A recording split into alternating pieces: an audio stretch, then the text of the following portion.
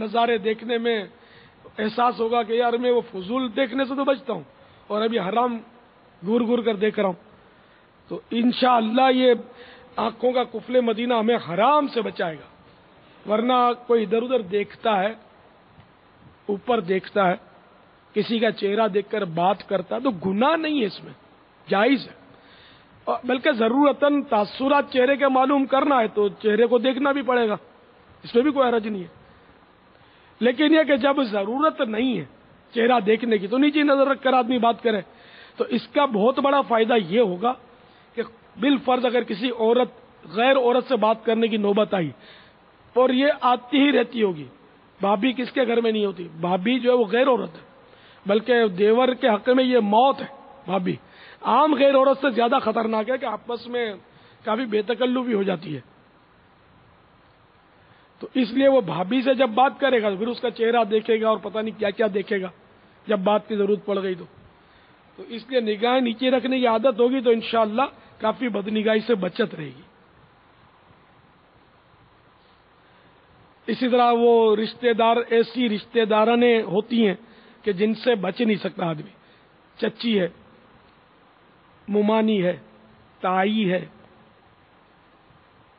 یہ وہ رشتہ دارانے ہیں کہ جن سے پردہ ضروری ہے، جن کا پردہ سمجھو فرض ہے، اس لیے کہ وہ مطلب نامحرم ہے نا. تو ان سے تو آج کل آپ کو پردے کا تصور ہی اٹھ گیا. بھابھی سے پردہ یا ان سے پردہ، چچی، تائی، ممانی، ان سے پردے کا تصور اب تقریباً اٹھ گیا.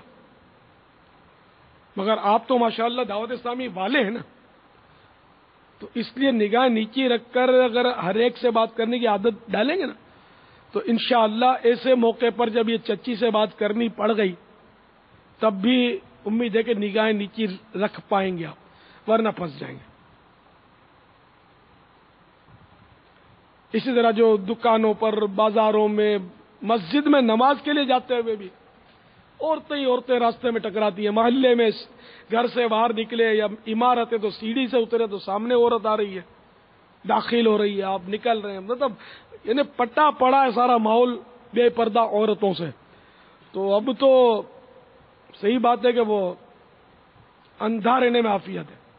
اللہ تعالیٰ سے ہم عافیت چاہتے ہیں کہ وہ ہم اندھا کر دے تو ہم برداشت نہیں کر سکیں گے، تو اس لیے ہم عافیت کا سوال کرتے ہیں. ورنہ یہ صحیح بات ہے کہ اندھا یقین مانے اس دور میں خاص کر بہت فائدے میں کہ بد نگاہی کی نحوست سے وہ بچا ہوا ہے. آنکھ والا جو ہے وہ حفاظت کرے تو بہت بڑا اس کا مطلب درجہ ہے، لیکن کرے جب نا. تو اس لیے میرے پیارے پیارے اور میٹھے میٹھے اسلامی بھائیوں، اللہ تعالیٰ آپ کی آنکھوں کو مدینہ دکھائے، اللہ تعالیٰ آپ کی آنکھوں کو تاجدار مدینہ کا جلوہ دکھائے. صلی اللہ تعالی علیہ وآلہ وسلم کے نزعہ میں محبوب کا جلوہ دیکھے، اس کے لیے ابھی سے ہم اپنی آنکھوں کو پاک رکھیں، بد نگاہی سے ناپاک نہ کر دیں. کاش. تو اس لیے کوشش فرمائیں کہ نگاہ نیچی رکھیں، انشاءاللہ اس کے بڑے فوائد ہوں گے. بلکہ اب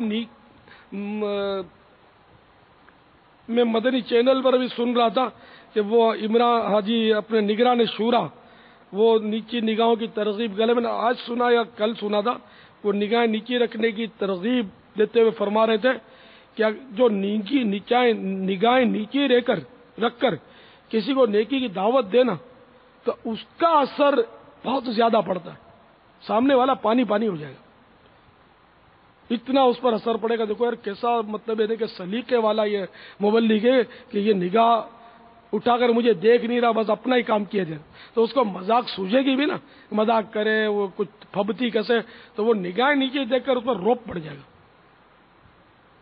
نہیں اگر سمجھ میں آتا تجربہ کر لیں، انفرادی کوشش کرتے ہوئے اور کسی کو آپ نگاہ نیچی رکھ کر بات کریں گے تو انشاءاللہ اس کا بہت اثر پڑے گا.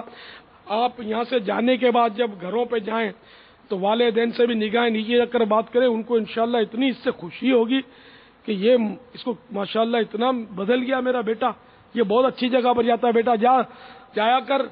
وہ 3 دن کے قافلے کا تو نے نہیں، 3 نہیں بیٹا 12 دن کا قافلہ سفر کر جا، ہماری تو اجازت ہے. تو ماشاءاللہ بہت یعنی کہ اب صدیقے والا بن گیا، با اخلاق بن گیا. پہلے تو چھوٹی بہن کو مارتا تھا اور لتاڑتا تھا اور جھاڑتا تھا اور ہم لوگوں سے الجھتا تھا، ماشاءاللہ اب تو تیری نگاہ نہیں اٹھتی. ویسے بنو تو صحیح، انشاءاللہ دنیا میں بھی اس کی برکتیں دیکھو گے، ماں باپ کی بھی دعائیں لوگ ہیں انشاءاللہ عز و جل۔ تو سب نیت کریں کہ انشاءاللہ ہم بھرپور کوشش کریں گے انشاءاللہ۔ اب اوپر نگاہیں اٹھا کر آپ یہ نیتیں کریں گے تو کیسے ہوگی یار؟ تو کم از کم نیت کرتے وقت تو نگاہیں نیچے کر لو۔ سامنے بالکل اسکرین ہے بابا، اچھا بالکل سامنے اسکرین موجود ہے، اگر یہ کوشش کریں تو اوپر، جیسے کہ اس وقت بالکل یہ اسکرین مدنی چینل والے بھی سے دیکھ رہے ہوں گے، تو یہ اوپر نہ، اب اوپر دیکھنا تو اب یہ کہ اب اس میں ظاہر ہے کہ میں بھی اتنا کلام نہیں کر سکتا، اب یہ کہ وہ اوریجنل اور ڈپلیکیٹ والا فرق کرتے ہیں، میں یہی عرض کروں اوپر اس وقت کلام نہیں کیا جا سکتا، اور یہ ہے اوپر ایک ایسی چیز نفسیاتی اثر ہوتا ہے کہ وہ مولک کو دیکھے بغیر مزہ نہیں آتا، جائز ہے دیکھنا، حرج نہیں ہے، لیکن یہ کہ عادت بنانے کے لیے تھوڑا نیچے دیکھا، تھوڑا اوپر دیکھ لیا تو پھر نیچے دیکھ لیا۔ وہ مولانا حسن رضا خان کا شعر بڑا پیارا ہے، وہ بھلے ان کا جو بھی تصور تھا اس وقت لکھتے وقت، لیکن ہمارے لیے بھی اس میں سے کچھ مل جاتا ہے کہ وہ قرآن آیت تو نہیں کہ صاحب اس کا مطلب اٹکل سے اس کی تفسیر نہیں کر سکتے، قرآن آیت کی یا حدیث پاک کی شرح یہ اٹکل سے نہیں ہو سکتی، لیکن یہ اشعار ہے، معافی ضمیر جو بھی ہو، لیکن ہم نے اس میں ہمارا بھی کچھ مطلب نکل رہا ہے، تو یہ بھی درست ہے۔ آنکھ اٹھتی تو میں جھنجھلا کے پلک سی لیتا، پلک سی لیتا تو کیا سوئی دھاگے سے سیتے تھے؟ یہ محاورہ ہے، اور اشعار میں محاورے اور استعارے بے شمار ہوتے ہیں۔ استعارہ وہ جس میں وہ اصل لفظ کچھ ہوتے اور مرادی معنی کچھ ہوتے، تو یہ پلک سی لیتا یہ الفاظ کچھ اور ہیں، اور مرادی معنی یہ کہ آنکھیں بند کر لیتا، تو اس سے اپنے کو بھی تجربہ سمجھ میں آ گیا کہ اب آنکھیں اٹھ گئی اور وہ آنکھیں بند کر لی، چلو قفل مدینہ لگ گیا، ٹھیک ہے نا؟ تو اس طرح یہ کہ نیچی ہوگی تو کھل گئی، یہ بھی ہو سکتا ہے۔ تو آنکھ اٹھتی تو میں جھنجھلا کے پلک سی لیتا، دل بگڑتا تو میں گھبرا کے سنبھالا کرتا، دل بگڑتا تو میں گھبرا کے سنبھالا کرتا۔ تو جب دل میں گندے گندے وسوسے آئیں، ادھر ادھر ذہن بھٹکنا شروع کر دے تو آدمی گھبرا کر فوراً اس کو سنبھال لے کہ نہیں، اسٹاپ، یہ بھی نہیں سوچنا ہے، وہ بھی نہیں سوچنا ہے، یہ سوچنا ہے۔ اونچی اونچی فلک بوس عمارتوں کو دیکھنے کے لیے دل کرنے لگے تو پھر فوراً نہیں، ادھر نہیں، تیرا رخ مدینے کی طرف ہے، سبز گنبد سے حسین کوئی عمارت نہیں ہے، اس کے تصور میں گم رہے، ہے نا؟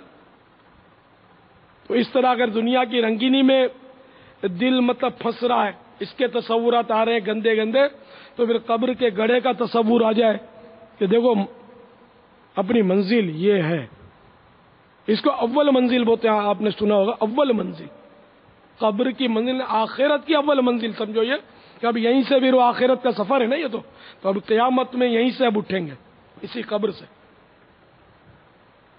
تو یہ اپنی منزل ہے۔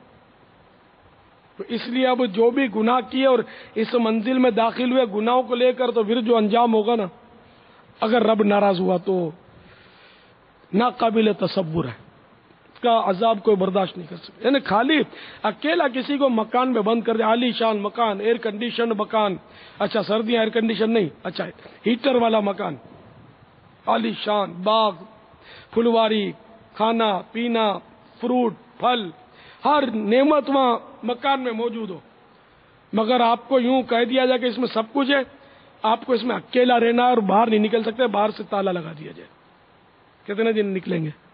دن نکل جائے گا، اچھا رات آئے گی تو او ہو جو در و دیوار کاٹنا شروع کریں گے نا، نیند نہیں آئی۔ پھر بھی اگر نکال لیا تو 1 دن 2 دن 4 دن، قید تنہائی، تنہائی بھی ایک بہت بڑا عذاب مانا جاتا ہے ان معنوں کر۔